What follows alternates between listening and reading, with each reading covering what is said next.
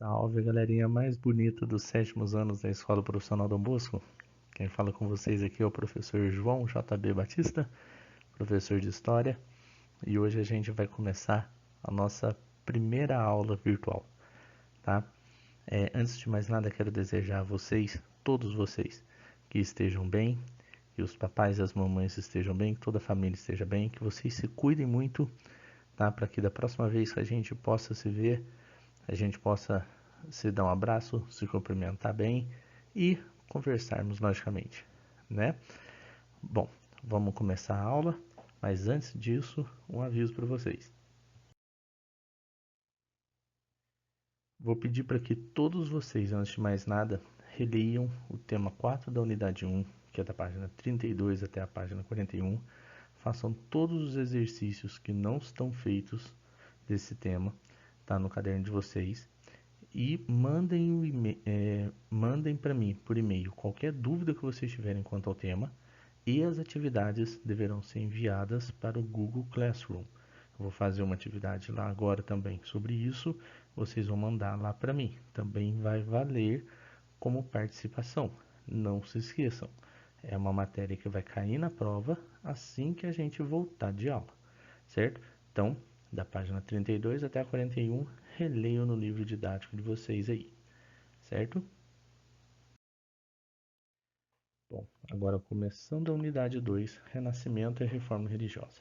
Quero que vocês olhem na página 43 de vocês uma imagem, que é essa que está no fundo agora, que é uma imagem, tá, que mostra pra gente a criatividade e a imaginação que as pessoas da época já começavam a ter, tá? Se vocês levarem em consideração aí, é uma inovação de pintura renascentista. É possível identificar a impressão de profundidade, de espaço, a técnica de perspectiva, a representação naturalista da vegetação e das figuras humanas, o distanciamento dos temas exclusivamente religiosos e a presença da temática inspirada na mitologia greco-romana. Tá? Tem um esforço muito grande para a exatidão e a precisão nessa imagem. Mas, professor, por que a gente está vendo isso aí? Porque o que caracteriza o movimento o renascimento e o humanismo é isso, é essa identidade dos detalhes, que a gente vai ver agora mais para frente. Bom, o humanismo, ele é uma visão do novo mundo, tá? O modo de pensar de antes do clero, ele fazia a vida ser levada como uma conduta religiosa. Ou seja, você devia obedecer às leis de Deus e nada mais que isso. A compreensão era apenas a compreensão da fé. Porém, o humanismo, ele via uma coisa diferente. Ele via uma, uma compreensão, tá? Também relacionada à fé, mas com questionamentos às palavras. Isso era chamado de escolástica, que eram os pensadores que tentavam conciliar a fé e a razão, mas defendiam a verdade da palavra de Deus, que Deus criou o universo, Deus criou o homem, certo? O teocentrismo quer dizer que Deus está no centro do universo, certo? Daqui a pouco a gente vai ver um outro tipo de centrismo, que é o antropocentrismo, mas a gente vai ver já já, tá? O problema do que a escolástica tinha é que ela não correspondia às transformações da sociedade da época. Por exemplo, na vida rural, nos feudos, né, a fé era muito grande. Você vivia de acordo com o que os padres, com o que o clero dizia.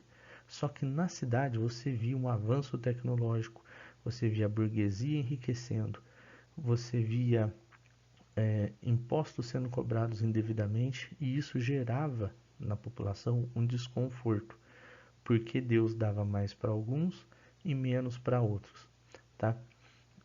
E essas novas ideias dessas pessoas, desses escolásticos, eles valorizavam mais os estudos, principalmente de história. Olha que eu disse para vocês, história é importantíssimo, principalmente o estudo da história, da filosofia, da literatura, da retórica e da matemática. tá? E a inspiração para eles era a antiguidade clássica, eram os gregos e os romanos, certo? Então daí veio o surgimento do Renascimento, nos séculos 14 e 15, tá? Lembrando vocês de uma outra coisa agora. Tudo que vocês verem nas anotações, que estiver em verdinho ou que tiver com asterisco ou com o nosso asterístico, é algo importante que vai cair na prova. Então façam anotações sobre isso para que depois não se esqueçam e estudem para a prova.